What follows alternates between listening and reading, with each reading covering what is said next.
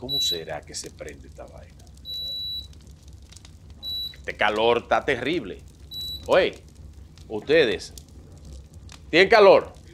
Sol FM tiene la rifa de un aire acondicionado a todos los suscriptores de YouTube. Sigan a Sol y lean la descripción de cómo concursar con esto. Lo que yo aprendo, cómo que se prende esta vaina con un calor del diablo.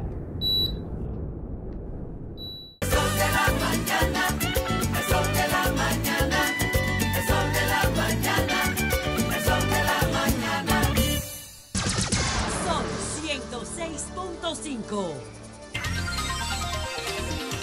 Son las 6:58 minutos. Buenos días, dominicanos, dominicanas, ciudadanos y ciudadanas del mundo. Julio Martínez Pozo.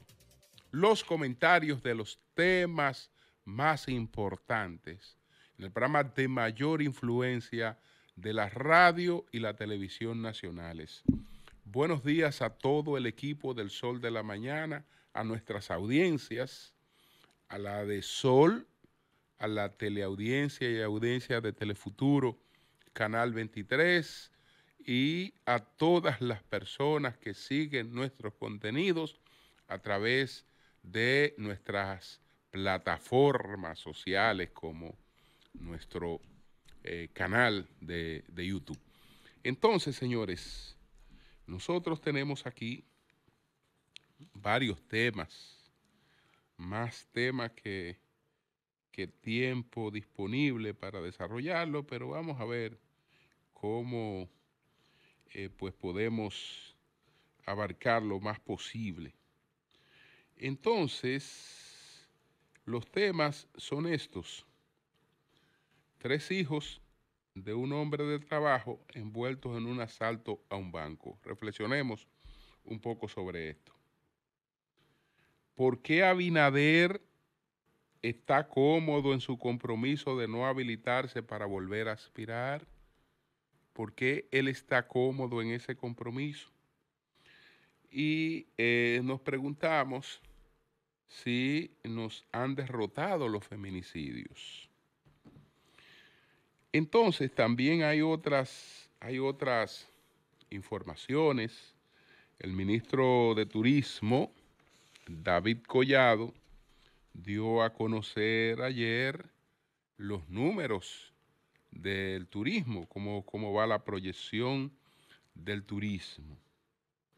El Ministerio de Turismo vaticina 500,000 de visitantes adicionales a los 11 millones proyectados hace apenas 2 semanas, una cifra que eleva el listón a la meta que se espera alcanzar al cierre del 2024.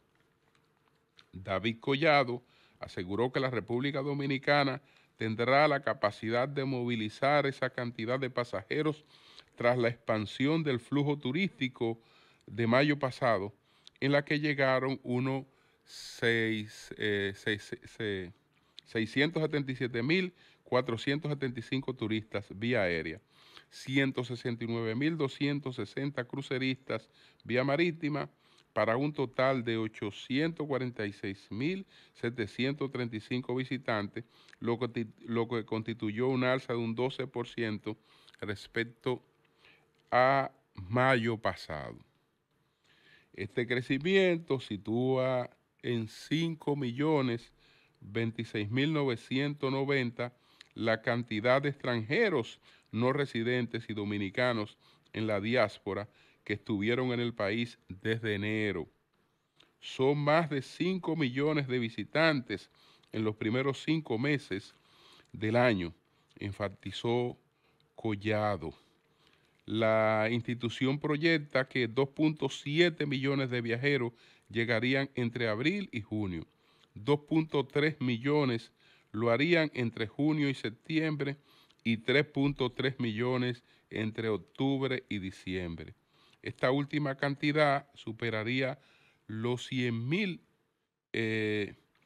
los 3.225,484 visitantes que ya llegaron al país en el primer trimestre del año. Esos son los números que presentó ayer el ministro David Collado. Los números sobre el turismo en la República Dominicana, que gracias a Dios y al trabajo que se hace, pues lleva muy buena proyección. Entonces también quiero felicitar a estos nuevos articulistas que están descollando en la prensa. Don Humberto Paniagua, que hacía referencia a un artículo que ha publicado en el Listín Diario, y aquí tengo un artículo de Virgilio Félix Mejía, un artículo que lo han publicado varios periódicos. Él está hablando de la transformación de las telecomunicaciones en la República Dominicana. Este artículo lo vi en el Diario Libre, ahora lo estoy viendo también en el periódico El Nuevo Diario. Entonces él dice, entre otras cosas, Virgilio Félix Mejía, que en un mundo cada vez más interconectado y dependiente de la tecnología, la eficiente gestión y regulación de las telecomunicaciones son fundamentales para el desarrollo económico, la seguridad nacional y el bienestar social. Un ejemplo de esto es cómo todos los objetivos de desarrollo sostenibles conectan con las tecnologías de la información. Y entonces cita a Yuval Noah Harari, arquitecto, filósofo de la era actual, en sus obras y conferencias, subraya la importancia y el impacto de los datos en la era moderna. Sostiene que los datos se han convertido en uno de los activos más valiosos del mundo contemporáneo, superando incluso los recursos tradicionales como el petróleo. Para Harari, el valor de los datos en la actualidad es el activo más importante. Las empresas tecnológicas que acumulan y analizan enormes cantidades de datos se han convertido en las entidades más poderosas del mundo. En cuanto a datos y poder, primero establece que los gobiernos pueden recopilar y procesar grandes voluntades. Entonces, él está promoviendo una institución que pudiera, pues, administrar todo esto. Es el Ministerio de las Telecomunicaciones, Tecnología de la Información y Datos, el MINTID.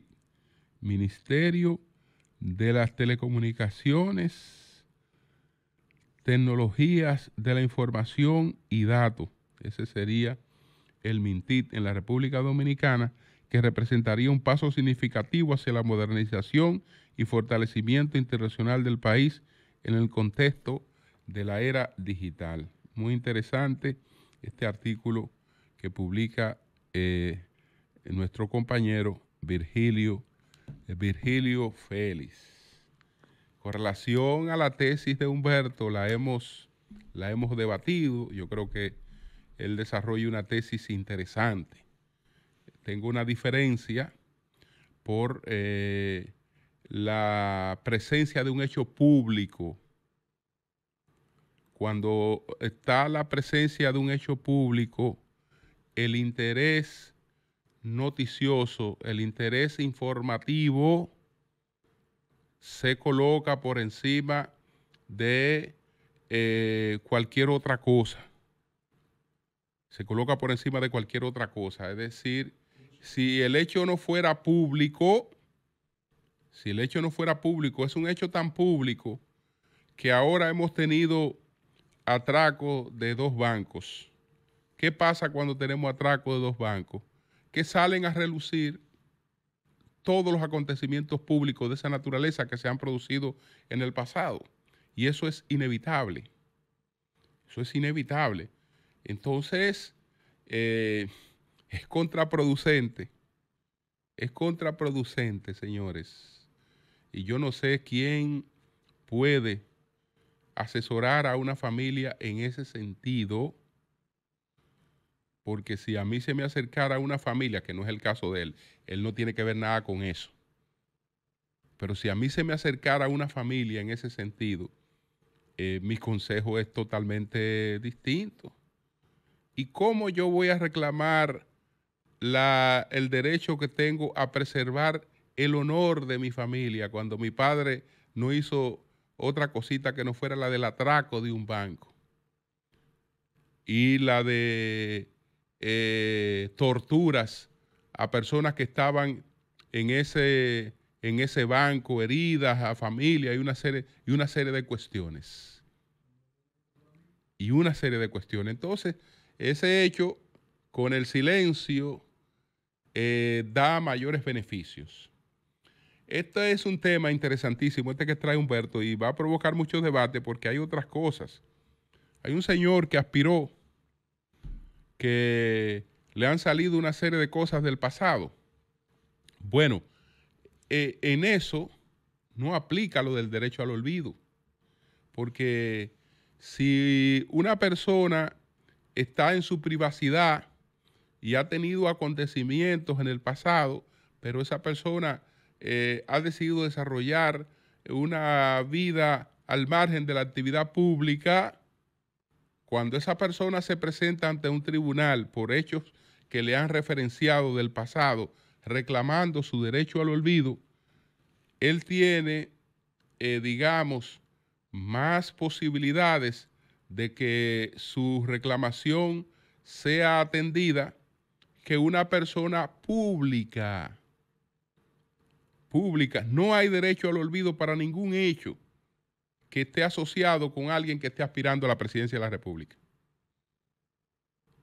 Es decir, ahí no hay ningún hecho que se pueda referenciar que pueda ser alegado como derecho al olvido, porque ya el carácter público de esa figura y de la aspiración hace permisible cualquier cosa del pasado que se traiga a colación si está sustentada en hechos reales. No quiere decir, cuando estoy hablando de hechos reales, yo no estoy diciendo que a una persona se le haya acusado y que se le haya probado eso, pero ya el solo hecho de haber presentado una acusación y de tener a alguien que se va a referir a eso en sus manos, le libera de cualquier tipo de responsabilidad, porque se está refiriendo a un hecho real, porque el hecho está en documentos oficiales que existió el alegato, y eso estará ahí para siempre, siempre y cuando se traten de aspiraciones públicas. Pero bueno, me aparto de esta cuestión para irme a los otros temas que presenté en el día de hoy.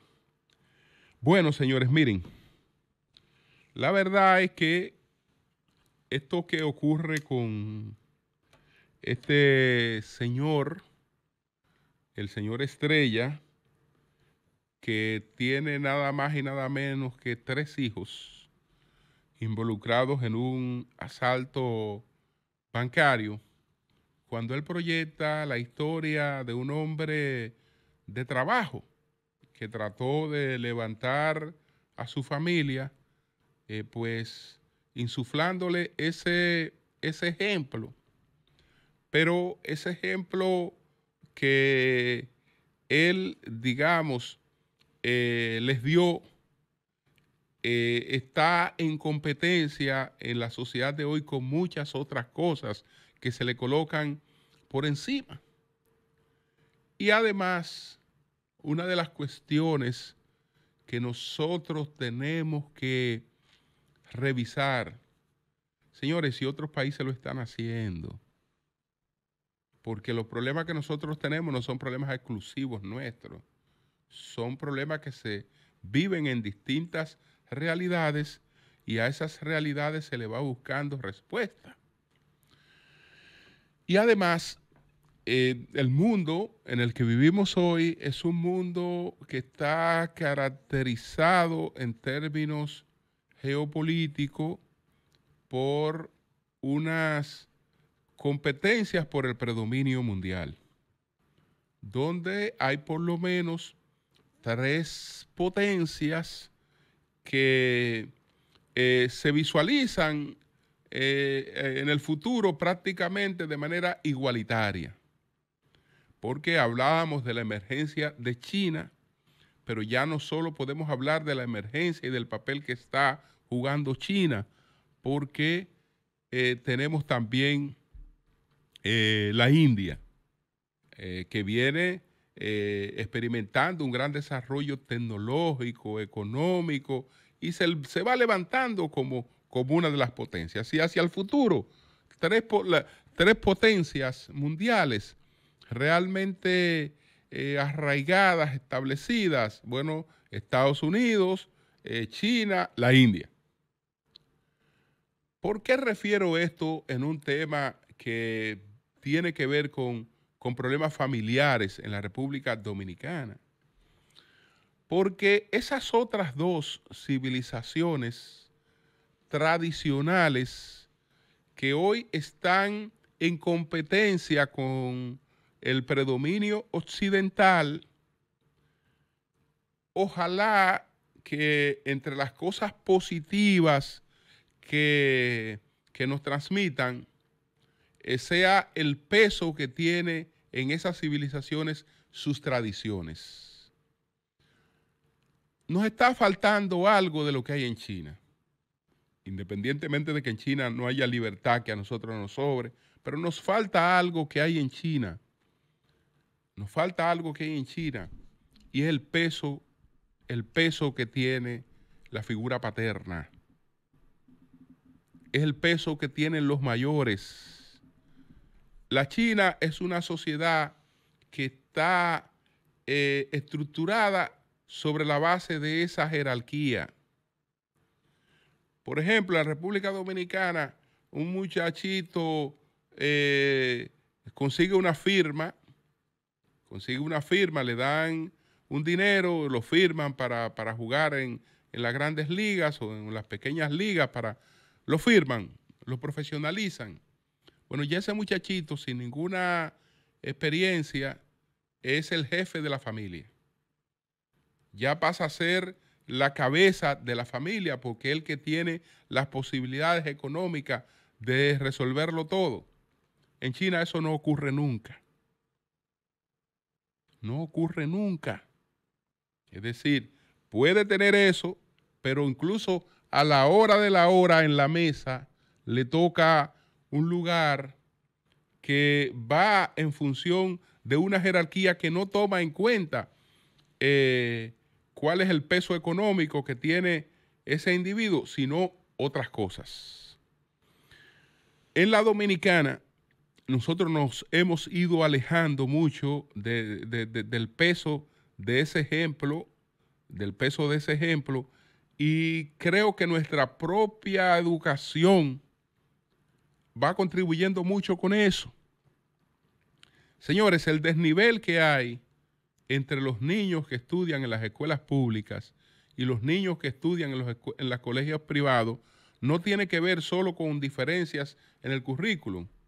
No tiene que ver solo con que en el colegio privado se va a perder menos tiempo, porque en la escuela pública, al igual que en el privado, tenemos los feriados que anulan las clases, pero en los colegios públicos no tenemos las constantes protestas de la ADP, las constantes asambleas de la ADP. Eso no lo tenemos en los colegios privados. Y por lo tanto, tienen la posibilidad de avanzar mucho más en sus programas. Pero la diferencia no está solamente en eso. La diferencia no reside solamente en eso. Hoy nosotros hacemos una cosa buena, pero esa cosa buena tenemos que introducirle algunas variables. Entre las cosas buenas que hacemos es que un niño desde temprana edad puede ir a servir servicios de educación. Y todo eso está a cargo del Estado. El niño va a tener libros, va a tener alimentos, va a tener uniforme y va a tener todas esas cosas. Eso es bueno, pero al mismo tiempo estamos formando sociedades diferenciadas, porque el niño desde muy pequeño sabe que sus padres no tienen que ver nada con eso, que todo se lo suministra un papá que se llama Estado. Por lo tanto, de manera muy temprana hay una mentalidad clientelar que se va desarrollando de un lado, desvinculada de la autoridad paterna. el niño que va al colegio, además de que va a tener un programa más amplio, entonces sabe que todo lo que él está haciendo depende del sacrificio de sus padres. Depende del sacrificio de sus padres.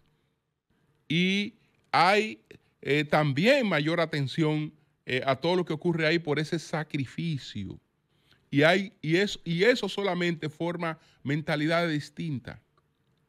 Eso que estamos haciendo en la escuela tendría algún valor si los asociamos más a la presencia de los padres. Señores, nosotros tuvimos una experiencia ahora en el último viaje que hicimos a Estados Unidos a propósito de la feria inmobiliaria del Banco Popular. Nosotros nos fuimos a una escuela en Lawrence y es una escuela pública en el sentido de que nadie paga un peso por estudiar en esa escuela. Y entonces preguntamos, ¿por qué esta es la mejor escuela? ¿Por qué todo el mundo quisiera tener a sus hijos aquí y no en las otras escuelas públicas? ¿Ustedes saben por qué es la mejor escuela? Porque esa escuela lo único que exige es el vínculo de los padres. Usted dirá, es discriminatoria porque si el niño no tiene sus padres, entonces no puede venir aquí. Bueno, puede tener una tutoría, puede tener a alguien, pero esos padres están en constante comunicación, en constantes tareas en las escuelas. Si no está el padre, no hay inscripción. Y no es que el padre vaya a inscribirlo, es que si el padre no está constantemente en las actividades de la escuela y pendiente a la escuela, el niño se va de la escuela. Y esa es la mejor escuela que hay en todo ese contorno. Y lo único que tiene diferencia con las otras es la presencia de los padres y que los niños saben que están ahí porque sus padres sacrifican tiempo de todo lo que tienen para estar ahí. Porque tienen que estar ahí en diferentes ocupaciones y en diferentes cosas que cada cierto tiempo el colegio traza para tener esa presencia de los padres. Y solamente con eso estamos hablando de una escuela pública con un nivel que todo el mundo quisiera tener para sus hijos. Entonces, la nuestra debería buscar algo de eso. Es decir, le damos de todo a los niños, pero al mismo tiempo, lo que es la figura de los padres y el aporte de los padres y la autoridad de los padres frente al niño, la estamos drenando con todo eso que hacemos que los niños saben que no tiene nada que ver con sus padres. Y ya de por ahí empiezan las cosas a labrarse hasta llegar, ya usted sabe, una sociedad que impide, digamos, que convoca a múltiples desafíos por las competencias, por el desborde de las expectativas y por una serie de cosas. Entonces, ese ejemplo que antes era sumamente valioso, que era el ejemplo del padre analfabeta que se sacrificaba para que sus hijos estudiaran, y sus hijos siempre vivían con ese ejemplo de su padre y sabían que ellos podían hacerse médicos, ellos podían hacerse famosos, pero nunca iban a ser más grandes que el padre que hizo el esfuerzo para que ellos estuvieran ahí, o que los padres que hicieron ese esfuerzo. Y eso en sus vidas y en sus actuaciones siempre fue algo importante. Entonces, nosotros cuando nos vemos ante el espejo de una situación como esta, tenemos que reflexionar y ver qué nos está pasando como sociedad y qué cosas podemos introducir para no vernos frente a una cosa como esta. Porque lo que describe este hombre siempre ha sido un hombre de trabajo, trataba de levantar a sus hijos. Esos muchachos se ven que tuvieron cierta educación, etcétera, y sin embargo, fíjate cuál es la situación. 3 de sus hijos, el primero es Luis Jorge Estrella, que es el más grande, que es el autor intelectual del atraco, según todo el relato policial. Richard, que fue el que murió, y Alberto Ezequiel Estrella, que se entregó en el día de ayer, que fue el que alquiló el vehículo. Ahí lo tiene a los 3 implicados en este atraco, digamos, responsabilidades distintas, y uno lamentablemente ya fue sentenciado a muerte. Lamentablemente.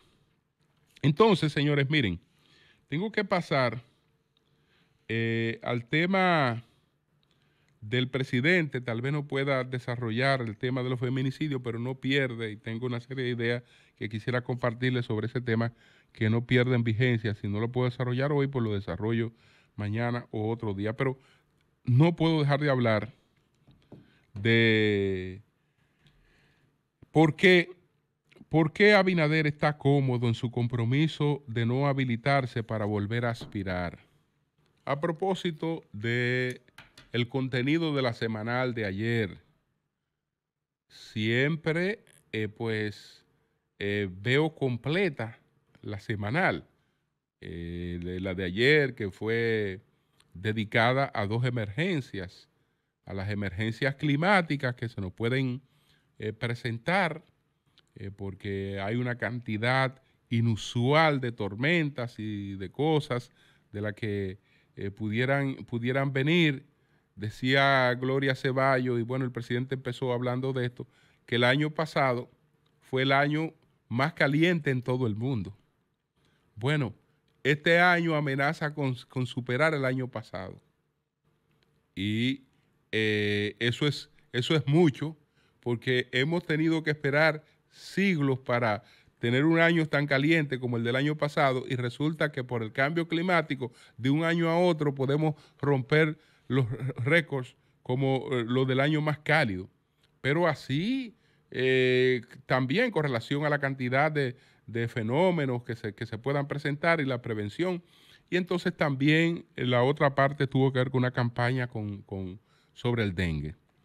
Pero bueno, lo más importante de ayer, la noticia, si se quiere decir, de esta semanal, fue que el presidente estableció en términos categóricos que la primera de las reformas que va a introducir es la reforma constitucional.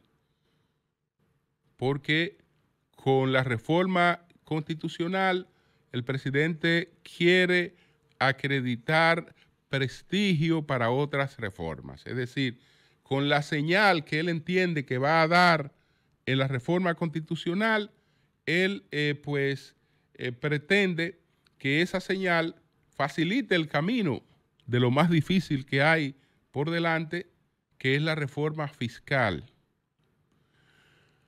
Entonces, tengo que detenerme en la reforma constitucional y en algo que el presidente está planteando.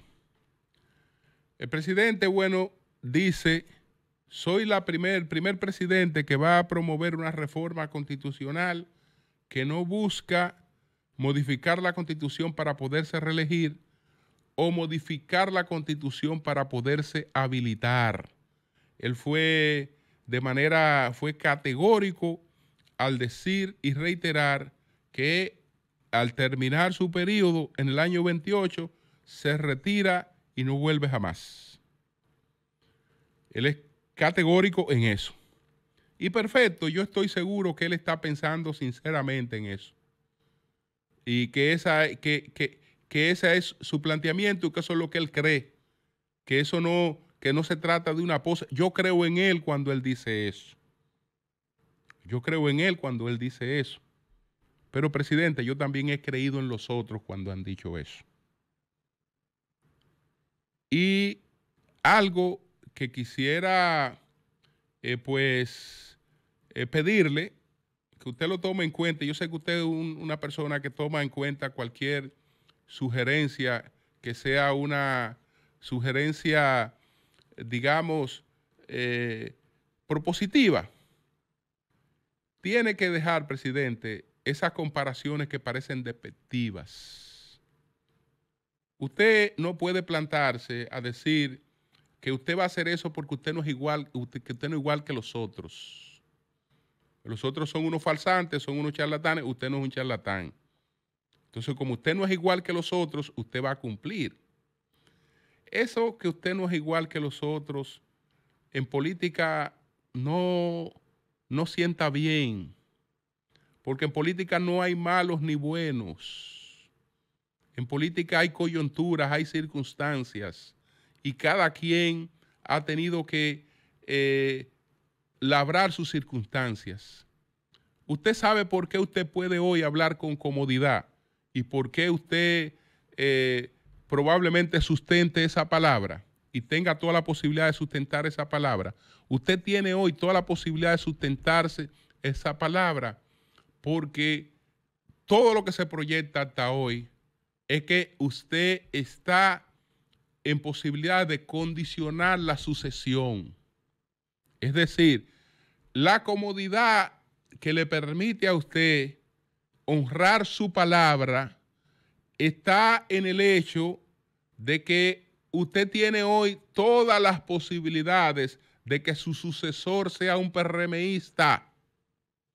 Como usted tiene todas las posibilidades de que su partido se mantenga en el poder y hoy hay candidaturas y hay una candidatura de manera concreta que marca, hoy estamos muy lejos de las elecciones, que marca por encima de cualquier aspiración opositora, incluyendo Unida, pues usted está en una posición cómoda para sustentar el cumplimiento de su palabra.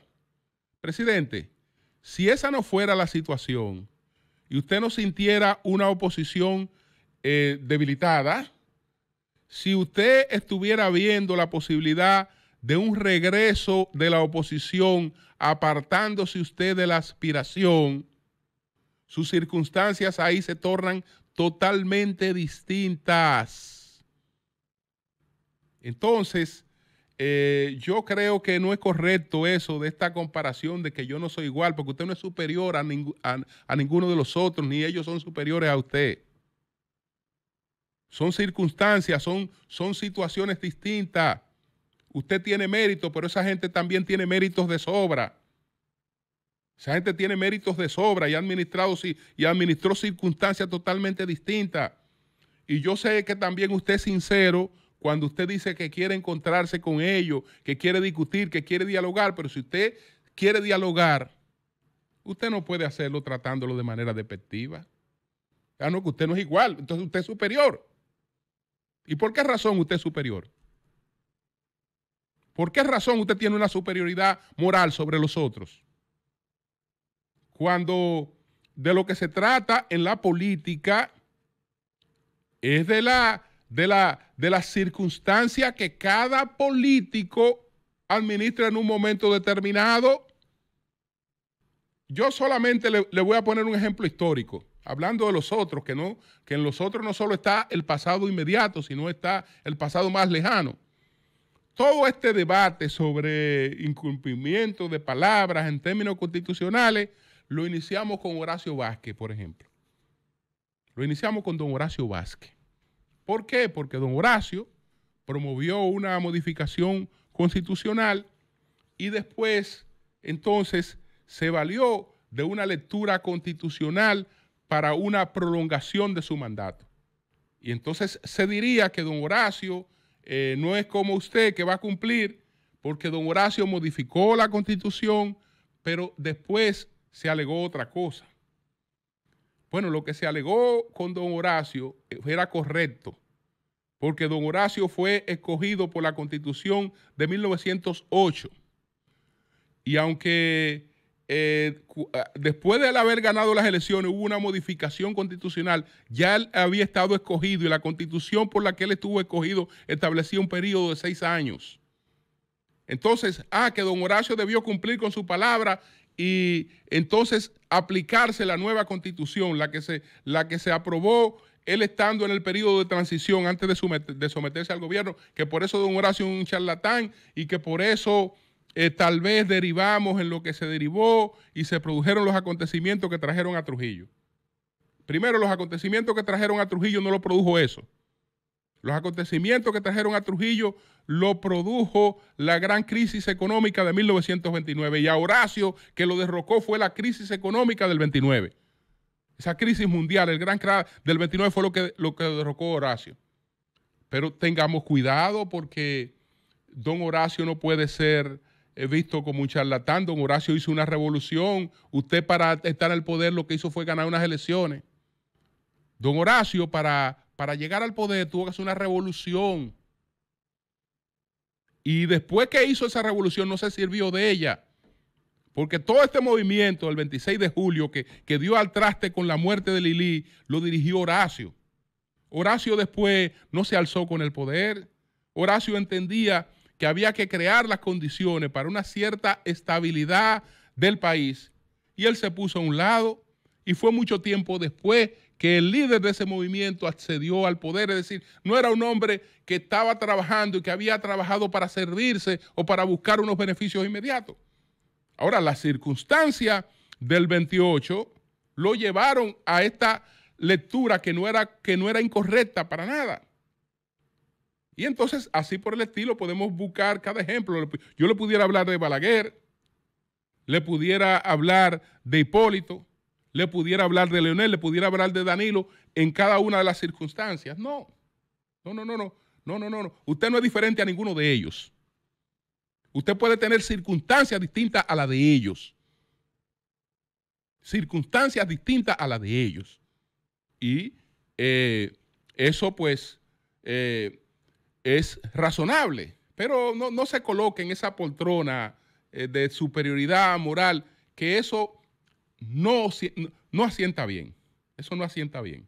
En política no, eso no asienta bien. Eso no es necesario. Cambio y fuera.